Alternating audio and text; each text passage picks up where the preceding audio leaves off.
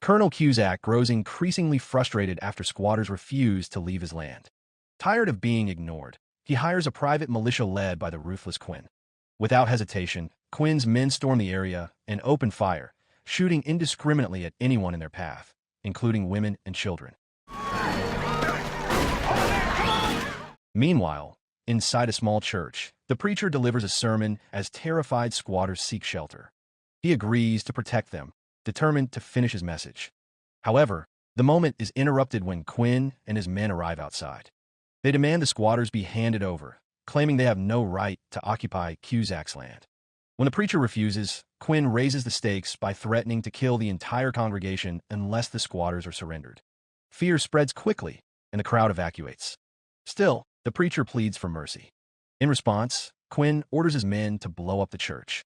One of them attacks the preacher, knocking him unconscious. Hours later, the preacher wakes up in the rubble and discovers the bodies of his wife and daughter among the dead.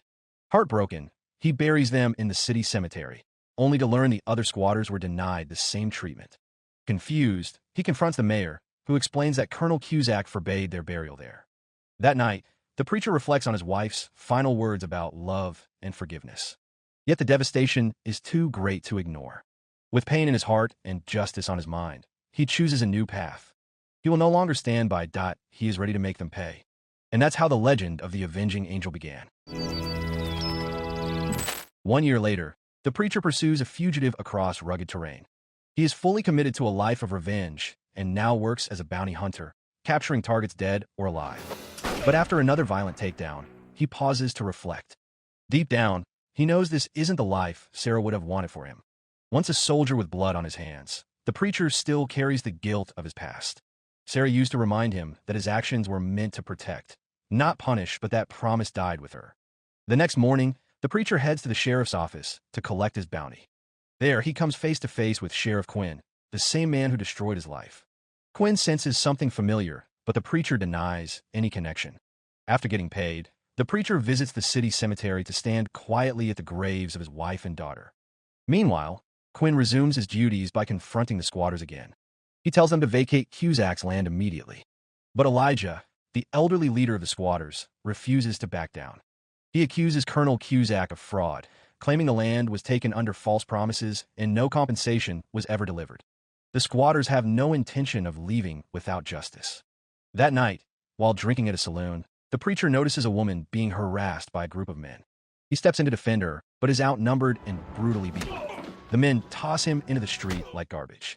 A woman named Maggie, witnessing the scene, takes pity on him and brings him home to treat his injuries. While washing his clothes, Maggie finds a photo tucked inside a Bible along with some cash. The picture shows the preacher with his wife and daughter, convincing Maggie that this hardened man may still have a heart. The following day, Colonel Cusack confronts Quinn. Frustrated, the squatters are still defiant. Cusack suggests bringing in more muscle. Quinn mentions the bounty hunter who took down 3 fugitives in one go. Hearing this, Cusack becomes curious and considers bringing the preacher onto his payroll. Elsewhere, the preacher recovers and thanks Maggie for her kindness. Since he needs a place to stay, Maggie offers him a room with conditions: no weapons, no heavy drinking, and no threats around her daughter, Amelia. The preacher agrees and surrenders his weapons. Later, he meets with Quinn, who updates him on the local situation. Quinn explains the squatters are led by Elijah, and Cusack plans to turn the town into a tourist destination, complete with a luxury hotel and an opera house. When the preacher asks about rebuilding the church, Quinn casually says it was destroyed in an accident. Well, we had one, but it blew up. And Cusack has no plans to restore it. The preacher hides his reaction, but it's clear he remembers the truth. During lunch with Maggie and Amelia, the preacher asks why Amelia isn't in school. Maggie explains she's had a rough past, and she prefers homeschooling to protect her. Curious, Maggie asks about the preacher's background. He shares that he was a soldier, but when she pushes for more, he shuts down and quietly walks away. Elsewhere, Quinn's men captured a couple connected to the squatters and dragged them back to the settlement as a harsh warning. The message was clear: leave or face the same fate. Since reporting this to the sheriff was pointless, Elijah gathered the survivors and urged them to pray for protection. That evening, Maggie was helping Amelia learn to read when the preacher arrived and offered to take over. His gentle voice soothed the child, and Maggie was clearly touched by his kindness. Her great disappointment, it was empty. Over time, the preacher became a steady presence in their home, even helping Maggie chop firewood to prepare for the cold season. Later, the preacher went to the squatter settlement, but was stopped by two of Elijah's young men, who suspected he worked for the sheriff. Before the situation escalated, Elijah stepped in and welcomed the preacher. In private, Elijah revealed that the settlers had paid for the land in full, with gold and cash, but Colonel Cusack never provided the sales documents or ownership certificates. Hearing this, the preacher warned them about another group that had defied Cusack and suffered dire consequences. He feared history might repeat itself. Still, Elijah remained determined. The land was rightfully theirs, and they would defend it no matter the cost. Seeking the truth, the preacher visited the town's land office. The official confirmed that the property was legally under Cusack's name and that all the paperwork was stored in the office vault. However, the preacher quickly realized the system was corrupt. The official had clearly been bribed.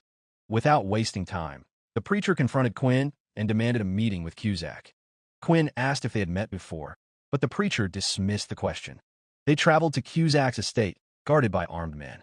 Cusack welcomed the preacher and seemed intrigued by his calm demeanor. When the preacher said his greatest asset was patience, Cusack replied that his was greed. He saw greed as power, especially when shared with loyal followers.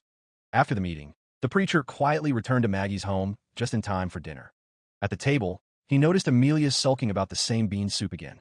To cheer her up, the preacher gave her a small bag of candy. Maggie watched this moment unfold and finally shared her story. She had worked in a saloon in another town, became pregnant by a man she never saw again, and gave birth to Amelia. She decided to rebuild her life and raise her daughter with integrity, taking any honest job she could find. This path eventually led her to the current town, where she found work cleaning a saloon and rented a modest house to call home. Meanwhile, Quinn's men launched a violent raid on the squatter settlement.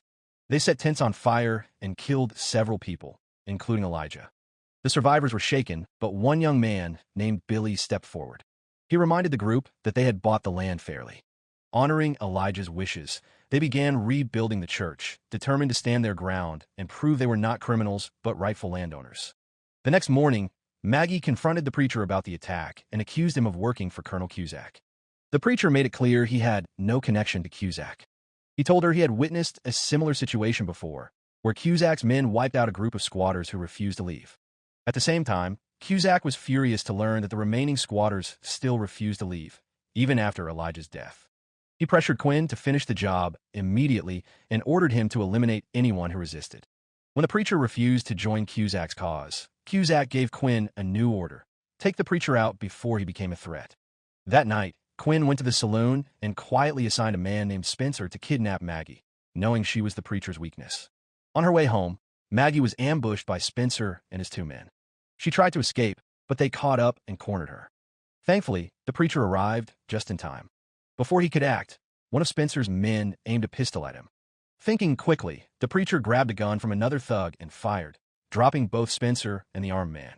Meanwhile, Maggie fought back by slamming a wooden plank into the last henchman, knocking him out cold. Shaken and terrified, she ran to the preacher and clung to him. Just then, Quinn stepped out of the saloon and asked what had happened. The preacher responded calmly, claiming Spencer and his men had gotten into a shootout with each other. Back at Maggie's house, the preacher explained that Spencer had planned to use her as bait to get to him. Since he had found an old photo in his Bible, he decided it was time to open up. He revealed that a year ago, his wife and daughter were killed during a church bombing ordered by Quinn. That church had once been his. After losing his family, he gave up preaching and became a bounty hunter, believing he was serving justice. Maggie assumed he had returned to settle the score with Quinn, but before he could say more, Amelia came out, having been woken by the noise. Maggie tried to send her back to bed, but Amelia insisted that the preacher put her to sleep. Without hesitation, he gently carried her to bed, tucked her in, and gave her an old doll that once belonged to his daughter, Rachel. Amelia smiled and thanked him. The next day, Cusack was furious to hear that Spencer had failed. Wanting to avoid direct involvement, he turned to the townspeople. He stirred up anger and convinced them to drive out the squatters themselves. Many agreed and were even willing to kill if necessary. Hearing about the plan, the preacher rushed to the settlement to warn Billy and the others. However, Billy stood firm. They had already paid for the land, and he vowed they would not leave without a fight. That night, Quinn and Cusack put their final plan into motion. They would send the townspeople to strike first, with Quinn leading the charge. Meanwhile, Maggie sensed the preacher's growing concern for the squatters and quietly returned his pistol, trusting he would use it for the right reasons. At dawn, the preacher prepared to leave.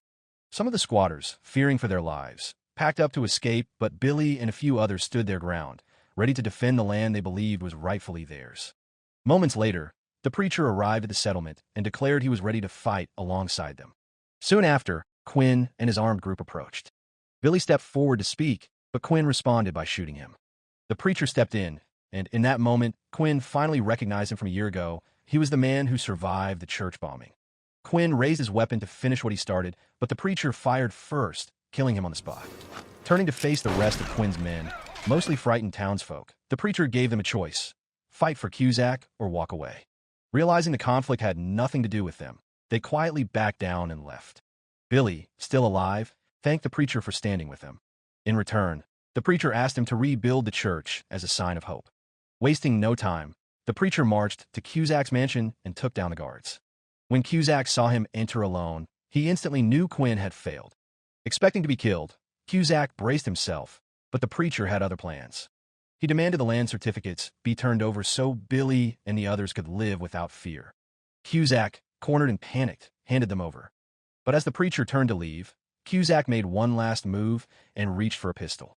The preacher spun around and fired, ending it all with a single shot. In the final scene, the preacher returns to Maggie's home. Amelia runs to greet him, and Maggie follows close behind. For the first time in a long while, the preacher is no longer alone. Together, they begin a new chapter as a family.